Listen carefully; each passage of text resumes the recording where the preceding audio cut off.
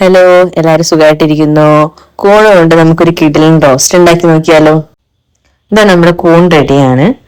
ഇത് ആദ്യം നന്നായിട്ട് ഒരു പാത്രത്തിലേക്ക് മാറ്റിയിട്ട് കഴുകി വൃത്തിയാക്കി എടുക്കുക.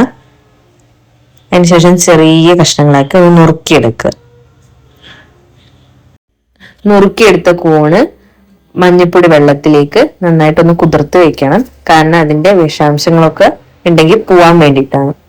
ഇനി ബാക്കി ഇൻഗ്രീഡിയൻസ് നോക്കാം. തക്കാളി, ഉള്ളി, പച്ചമുളക്, ഇഞ്ചി, വെളുത്തുള്ളി, കറിവേപ്പില.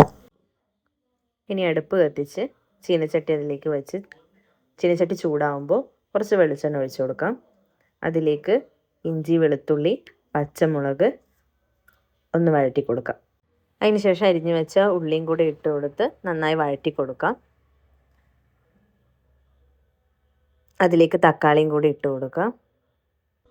ഇനി എല്ലാം കൂടെ നന്നായിട്ട് വഴറ്റി കൊടുക്കാം.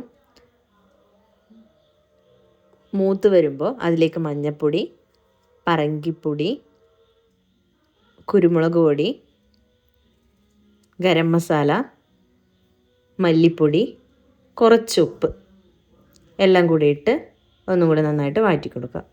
അപ്പോൾ നമ്മൾ മസാല ഏകദേശം റെഡിയായി വന്നിട്ടുണ്ട്. അതിലേക്ക് കൂണൊന്ന് ഇട്ട് കൊടുക്കാം. എന്നിട്ടെല്ലാം കൂടെ ഒന്ന് നന്നായിട്ട് മിക്സ് ചെയ്ത് കൊടുക്കാം. ഇനി കുറച്ച് നേരം അടച്ചു വയ്ക്കാം. കുറച്ച് സമയം കഴിഞ്ഞ് നമുക്കൊന്ന് തുറന്ന് നോക്കാം. നല്ല മണമൊക്കെ വരുന്നുണ്ട്. ഏകദേശം പാകമായി കിട്ടിയിട്ടുണ്ട്. വെള്ളമൊക്കെ വറ്റി നല്ല റോസ്റ്റ് പരുവത്തിലായി കിട്ടിയിട്ടുണ്ട്. അതിലേക്ക് കുറച്ച് കറിവേപ്പിലയും കൂടെ ഒന്നിട്ട് കൊടുക്കാം. അപ്പോൾ നമ്മുടെ കൂൺ റോസ്റ്റ് റെഡി ആയിട്ടുണ്ട്. ടെസ്റ്റർമാരൊക്കെ അവിടെ വെയിറ്റിംഗ് ആണ്. നമുക്കപ്പോൾ ഇതവർക്ക് എത്തിച്ചു കൊടുക്കാം. ഓക്കെ, അപ്പോൾ നെക്സ്റ്റ് വീഡിയോ ആയി കാണാം. ബൈ.